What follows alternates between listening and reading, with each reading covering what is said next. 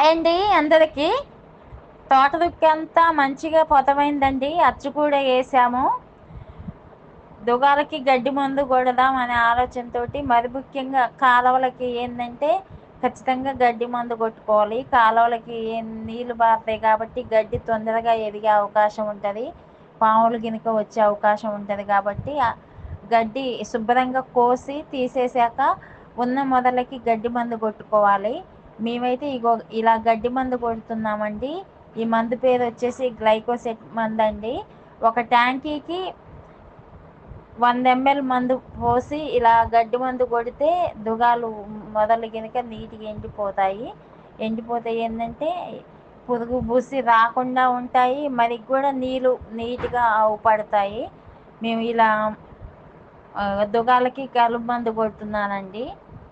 నేనే కొడుతున్నాను ఈరోజు. చూడండి. ప్లీజ్ లైక్, షేర్, సబ్స్క్రైబ్ అండి. మహిళా రైతుని ఎంకరేజ్ చేయండి.